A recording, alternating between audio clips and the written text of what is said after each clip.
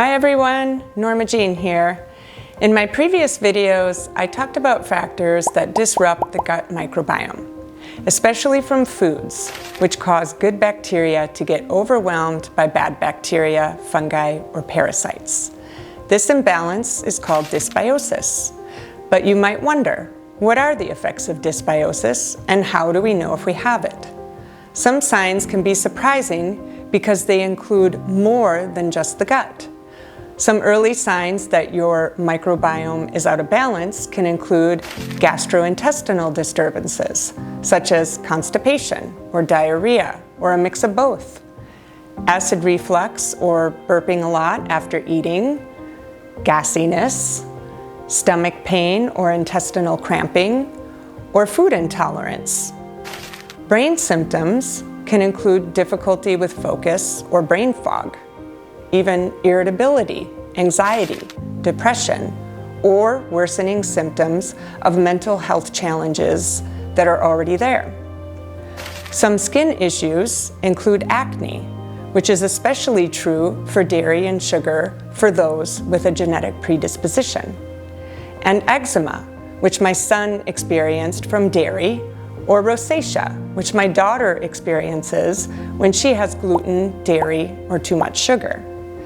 Since the microbiome also regulates over 70% of our immune system, getting sick often is also a sign of dysbiosis.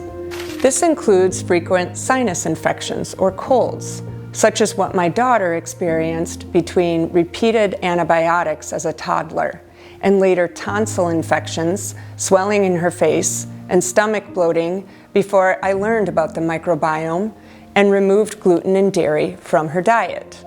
Another sign of dysbiosis is when a person catches every bug that goes around and often gets sick longer, while others might be more resistant or recover more quickly. All said, when dysbiosis is left unchecked, more advanced systems may appear as a result of chronic inflammation. This may manifest as GI disorders, including diverticulitis, inflammatory bowel disease, or irritable bowel syndrome, increased food allergies or asthma, autoimmune disorders such as fibromyalgia, lupus or Hashimoto's disorder, cardiovascular disease, or diabetes. Poor gut health also causes neuroinflammation and disrupts neurotransmitter regulation, which cause higher stress hormones and affect mental health. Behavioral health problems that have been associated with gut dysbiosis and leaky gut include anger and hostility, anxiety, OCD, depression, bipolar disorder, eating disorders, autism spectrum disorders, and ADHD.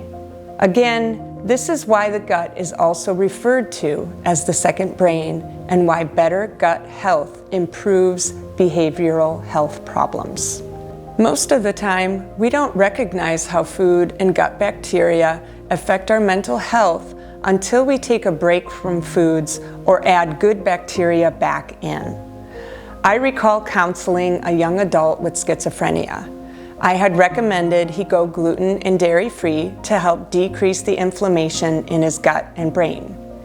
He told me that he had been feeling better, but his family became concerned when he had a bad week and repetitive self-talk returned. He then shared that during that bad week, he was drinking a Slurpee at 7-Eleven every day when he went for his walk on the beach because he missed gluten. He decided to stop the Slurpees, full of food coloring and fructose corn syrup, and noticed how the behavior subsided just days later.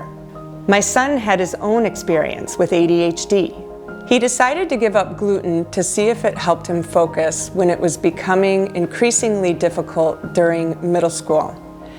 After avoiding it for over a month, he was not sure how much it helped, and decided to splurge on a large Wetzel pretzel at the mall. Immediately afterward, he noticed how he felt very irritated and easily angered by things. He took another break and then tried pizza with the same resulting irritability. He recognized that the gluten caused irritability, which was having an impact on his ability to focus. To this day, the level of irritability is so noticeable that my son does not even want to cheat while on vacation. The use of probiotics have also helped improve mental health. These are often referred to as psychobiotics and sometimes work better than medication. This benefit applies to everyone, regardless of mental health status.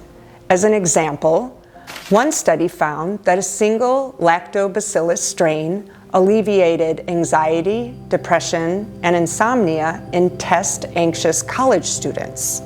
Multiple studies also found that psychobiotics alleviate the symptoms of autism spectrum disorder, Parkinson's disease, multiple sclerosis, insomnia, depression, and more. The importance of taking care of our microbiome to support mental and physical health cannot be disputed. The more we learn, the more we can take charge of improving our health and well-being. Please follow me as I share ways to better support the microbiome on my channel. Be well.